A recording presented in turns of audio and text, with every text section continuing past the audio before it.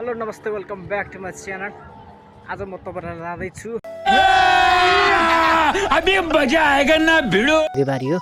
अनि यसलाई चाहिँ मैले चट्ट खिच्दै हैन मकैबारी चाहिँ किन खिच्छु भन्नु कारण चाहिँ हाम्रो गाउँघरमा चाहिँ कस्तो खालको मकै छ त हैन, तपाईलाई जान्न मन थियो र त्यही मैले चट्ट मकैबारी चाहिँ कस्तो रहेछ त चट्ट देखाइदिएको छु। ल हेर्नुस् गाइज, मकैबारी भन्ने चिज चाहिँ एकदम भाइरल। अहिलेको यो मकैबारी दर्याम दर्याम भन्ने गीतमा चाहिँ एकदम भाइरल भएको चाहिँ मकै होइन होला के हो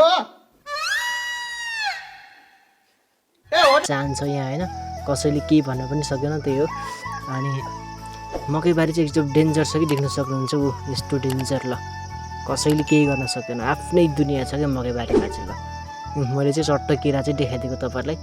केरा कस्तो लाग्छ कमेन्ट गर्नु होला। केरा देख्नु नि। ल मकैबारी फेरि आयो। मकैबारी चाहिँ यस्तो डेन्जर छ कि कुरै नगरौँ। कुनै कुनै व्यक्तिहरूले चाहिँ मकैबारीमा चाहिँ रामधुलाई तालले चाहिँ राम्रो उत्पादन गरेको छ कि यो चाहिँ गाउँको अर्ग्यानिक मकैबारी भनेर चिनिन्छ हैन। चट्ट त्यसको लागि चाहिँ मैले भिडियो बनाइदिएको। ल मकैबारीको भिडियो कस्तो लाग्यो तपाईँलाई कमेन्ट गर्नु होला र च्यानलमा नयाँ हुनुहुन्छ सब्सक्राइब गर्नु होला। धन्यवाद। आजको लागि भिडियो यति नै त गाइज, अर्को भिडियोमा भेटौँला।